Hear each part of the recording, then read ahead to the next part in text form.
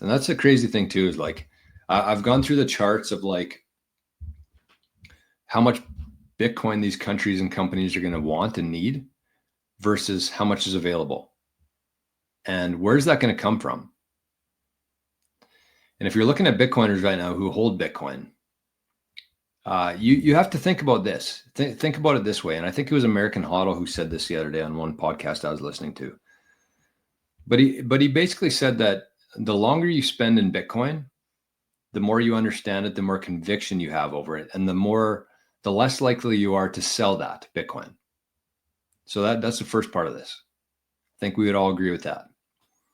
The second part is that the people who are getting into Bitcoin, whether they're buying Bitcoin. So let's say that there's a brand new person, let's say it's, who was this here?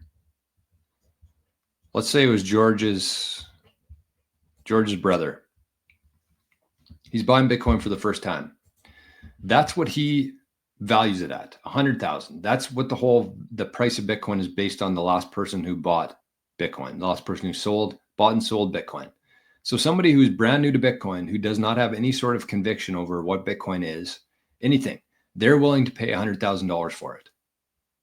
So that's like the bare minimum of what this asset is really worth. Because if you ask me, somebody who's been in Bitcoin for a while and understands what's going on here, my price for it would be probably in the hundreds of millions right now. And that's not even a joke. Like, in order for me to part with all of my Bitcoin today or tomorrow, I would have to get probably 100 million per coin at least. And I still might not do it. So when we're looking at the price, it's actually somebody who has no idea what Bitcoin is, has no understanding of Bitcoin, and they're buying it for the first time at that price. That's what they see it's worth, but they have no idea what it's actually worth. But the price is based on the last buyer. And the last buyer in a lot of circumstances is somebody who's new to Bitcoin. So as the supply continues to shrink, as BlackRock continues to suck up the Bitcoin that people are stupid enough to sell, you also have very hardened Bitcoiners here who, yeah, the price is $100,000, but like I wouldn't even think about selling it for that, all my Bitcoin.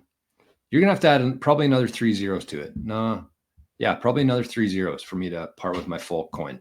So we're just going to see that. It's going to become more and more scarce. There's going to be more and more hardened Bitcoiners. They're going to have to sell less of their stack to pay for whatever they need as the price goes up. And as the supply continues to shrink and the demand continues to rise and Bitcoiners are less likely to part with their coins, the price is just going to keep going up. That's why there's really no limit on how high Bitcoin can go, which is crazy. It's really crazy to think about it in that sense. Craig says, the Norwegian central bank bought 500 million shares of MicroStrategy. Wow. AI calculated every Norwegian owns 0.0001 Bitcoin on a per share basis. Oh, $500 million of MicroStrategy. Okay, that makes more sense. I'm going to say, I don't even know how many, I don't even think there's that many shares in MicroStrategy right now, 500 million. 500 million US worth.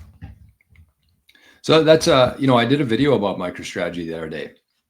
And I said, the reason why people are willing to pay a premium right now is because they can't actually do anything else. They want exposure to Bitcoin, but they can't actually get exposure to Bitcoin.